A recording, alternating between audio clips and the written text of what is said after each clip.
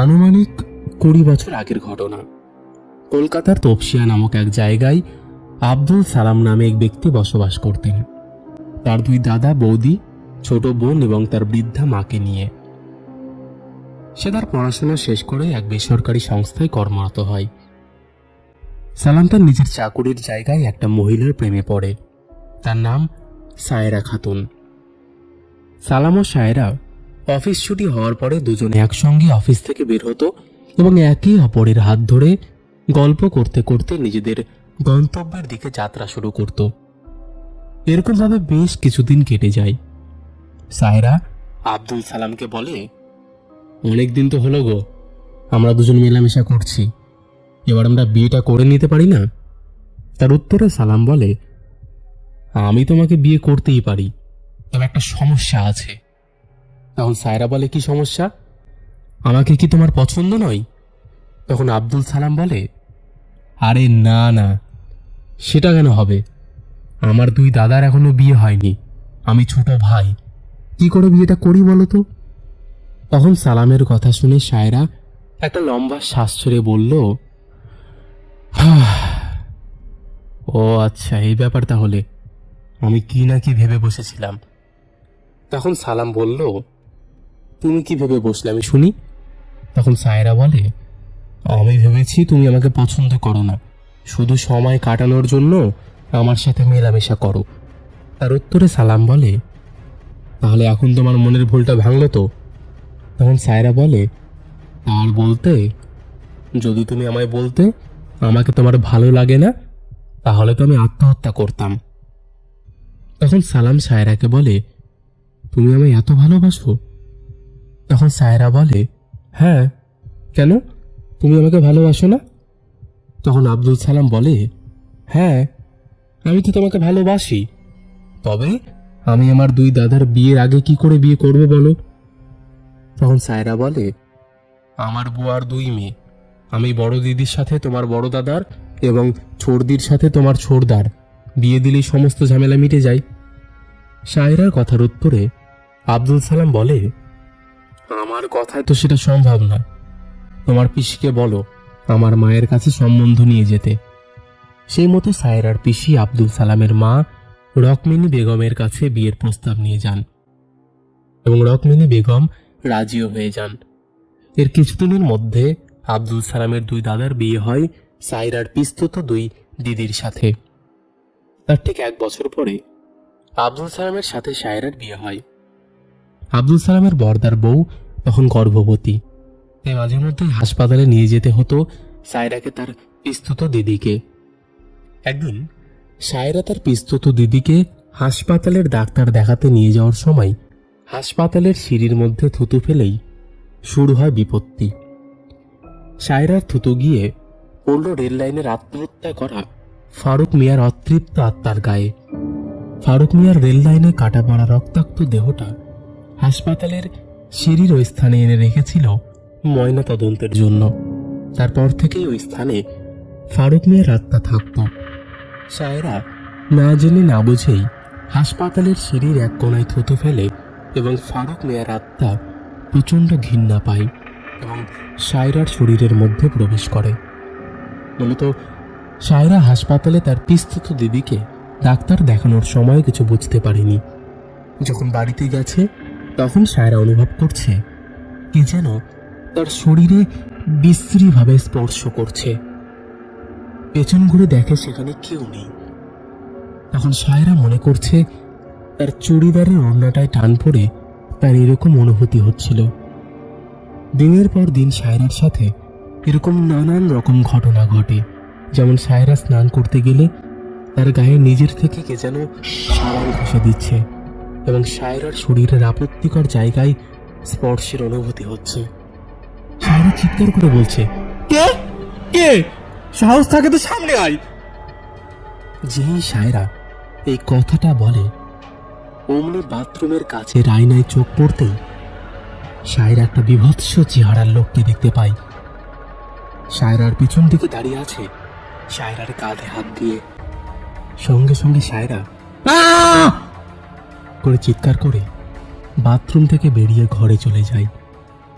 এই ঘটনাটা সায়রা ভয়ে ভয়ে রাত্রে আব্দুল সালাম অফিস থেকে বাড়ি ফেরার পরে বলে। সালাম সায়রার কথা শুনে বলে, তুমি হয়তো ভুল দেখেছ। তখন সায়রা বলে, না গো, শোনো আমার কথাটা, আমি ভুল দেখিনি।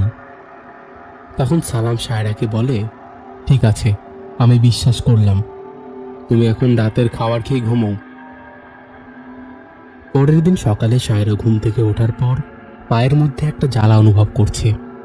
তখন সায়রা তাকিয়ে দেখে সায়রার পায়ের মধ্যে আঁচড়ের দাগ। তখন সায়রা তার পায়ের আঁচড়ের দাগটা দেখায় আব্দুল সালামকে। সালাম দাগটা দেখে একটু চমকে ওঠে এবং বলে, তোমার পায়ে এরকম আঁচড়টা কি করে লাগলো? তখন আব্দুল সালাম নিজের হাতে ওষুধ লাগিয়ে দেয় সায়রার পায়ে আঁচড়ের ওই জায়গায়, এবং সায়রার বানানো খাবার খাওয়ার পর সালাম অফিস চলে যায়। সায়রা ঘরে একা থাকায় ফারুক মিয়ার আত্মা সায়রার উপর অত্যাচার শুরু করে।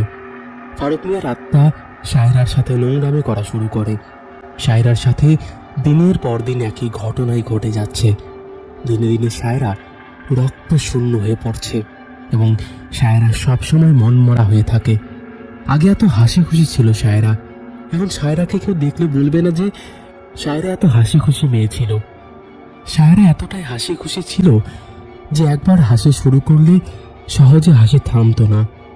সায়রার এই অবস্থা দেখে আব্দুল সালাম সায়রাকে সাইকিয়াট্রিস্টের কাছে নিয়ে যায়। সেখানে গিয়েও বিশেষ কোনো সুবিধে হয়নি। এরপরে বিভিন্ন ডাক্তার বাবুদের দেখায়, কিন্তু কেউই কোনো রোগ আর ধরতে পারে না। সায়রা যখন তখন চিৎকার করে বলে, ছাড় শয়তান, আমাকে ছাড়, ছাড় বলছি। সায়রা দিনে দিনে দেখতে বাজে হয়ে যাচ্ছিল, চোখের তলায় কালি পড়ে যাচ্ছিল, রোগা হয়ে যাচ্ছিল। ইদানিং সায়রার সাথে সাথে আব্দুল সালামের সাথে বিভিন্ন রকমের ঘটনা ঘটতে শুরু করলো। যেমন গাড়ির হঠাৎ করে ব্রেক ফেল হয়ে যাওয়া, আচমকা হাওয়া বাতাস ছাড়া ঘরের মধ্যে থাকা কাগজপত্র সমস্ত ছড়িয়ে পড়া, তাছাড়াও ঘরের মধ্যে গর্জনের শব্দ শোনা, গাটা ভারী হয়ে যাওয়া। এ ঘটনা ঘটায় আব্দুল সালাম খুব ভয় পেয়ে যায়। সায়রার সারা গায়ে কামড়ের দাগ দেখে আব্দুল সালাম তার দুই দাদা ও বৌদিদের বলে সায়রার সাথে ও তার সাথে ঘটে যাওয়া সমস্ত ঘটনা। এই সমস্ত ঘটনা শুনে আব্দুল সালামের দাদা বৌদিরা বলে, ভাই তুমি কোনো ওঝার কাছে যাও।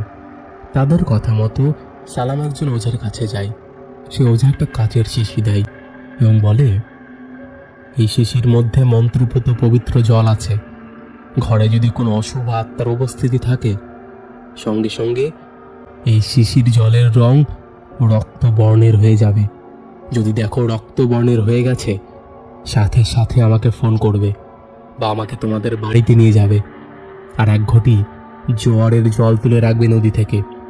সে ওঝার কথা মতো সেই মন্ত্রপুত শিশি দিয়ে আব্দুল সালাম তার নিজের বাড়ির চৌকাঠ পার হতেই শিশির জল রক্ত বর্ণ হয়ে গেল।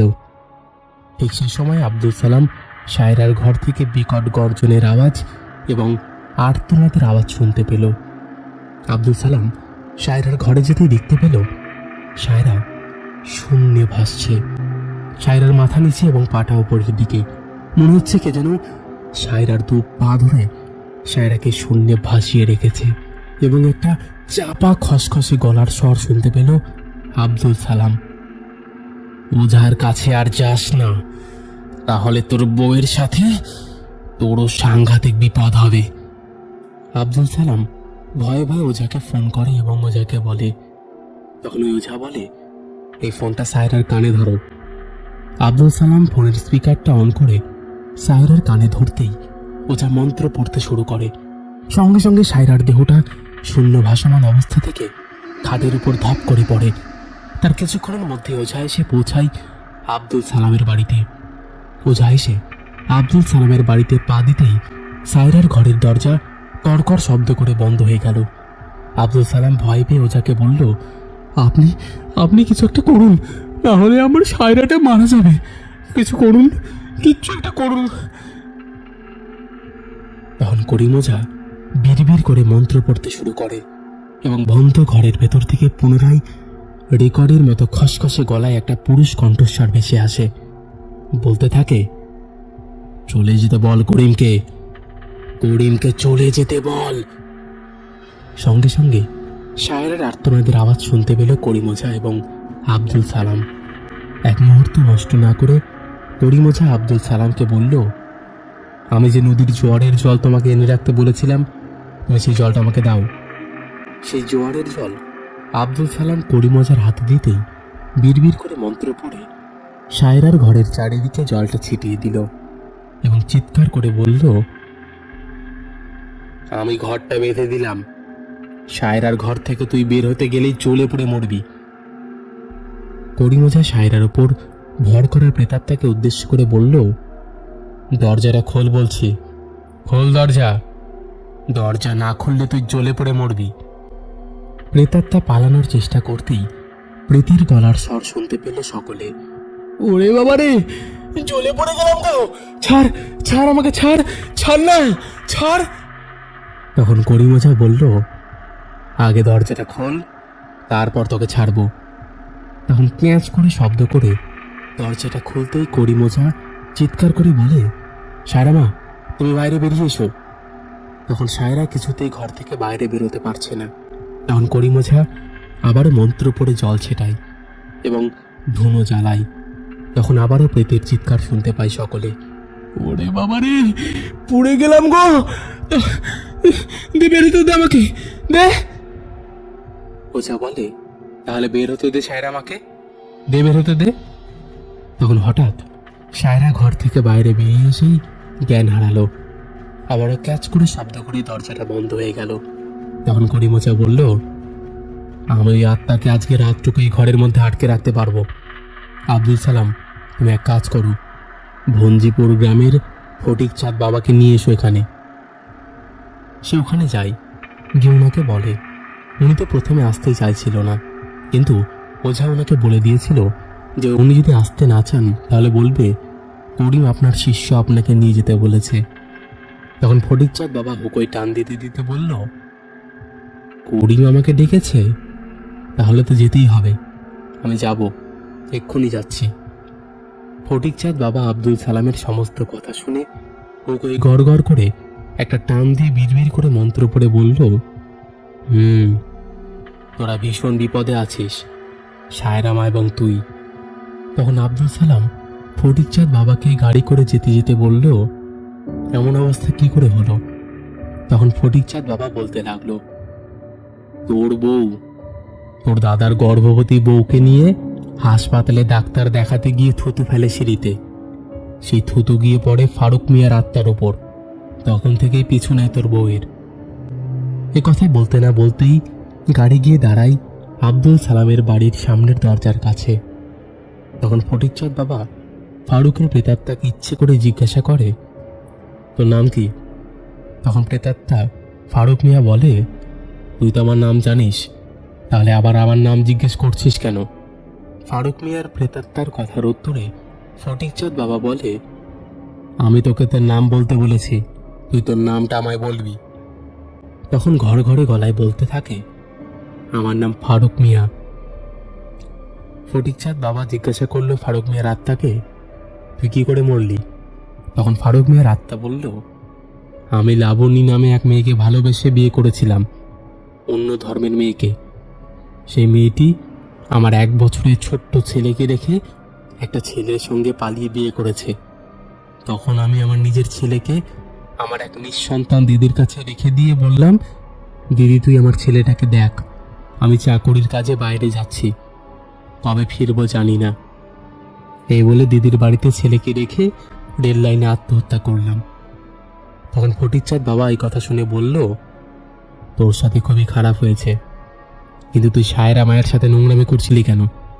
তখন ফারুক মিয়ার আত্মা বলে, শায়রা তার গর্ভবতী দিদিকে নিয়ে হাসপাতালে ডাক্তার দেখাতে গিয়েছিল, তখন সিঁড়ির মধ্যে থুতু ফেলে, সেখানে আমি বসেছিলাম, আমার গায়ে গিয়ে পড়ে সেই থুতু। আমি তখন সঙ্গে সঙ্গে ওর পিছু নিই। আমি আত্মা বলে কি আমার কোনো ঘৃণা নেই? সঙ্গে সঙ্গে ফটিক চাঁদ বাবা ফারুক মিয়ার আত্মাকে জিজ্ঞাসা করলো, তুই কেন শায়রা মায়ের সাথে নোংরামি করলি?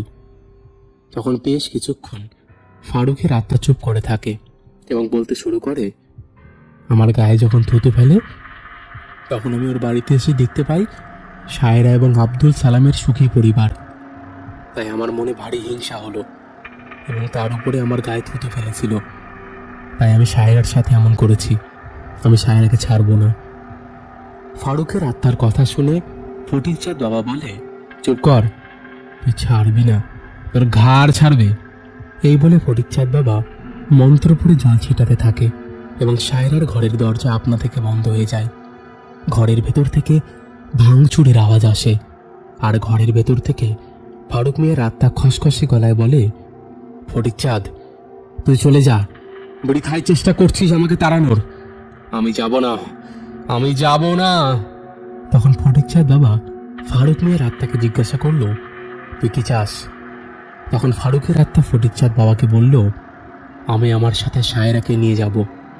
তখন ফটিকচাঁদ বাবা বলে, ফারুক, তুই একটা প্রেতাত্মা, তুই সায়রাকে নিয়ে গিয়ে কি করবি?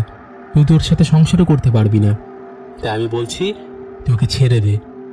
তার উত্তরে ফারুক খসখসে গলায় বলে, না, কখনোই না, আমি সায়রাকে ছাড়বো না। তখন ফটিকচাঁদ বাবা আব্দুল সালামের বাড়িতে একটা মহামৃত্যুঞ্জয় যজ্ঞ এবং কাল ভৈরবের যজ্ঞ করে এবং ফারুক মিয়ার আত্মাকে বোতলবন্দি করে। বোতলটা কবরস্থানে মাটিতে পুঁতে দেয় এবং কবরস্থানের চারিদিকে মন্ত্র পড়ে বেঁধে দেয়। এরপর থেকে সায়রা ও আব্দুল সালাম সুখে ও শান্তিতে বসবাস করছে এবং তাদের একটি পুত্র সন্তান এবং একটি কন্যা সন্তান হয়েছে। বর্তমানে এরা খুব সুখে আছে এবং ভালোভাবে দিন কাটাচ্ছে।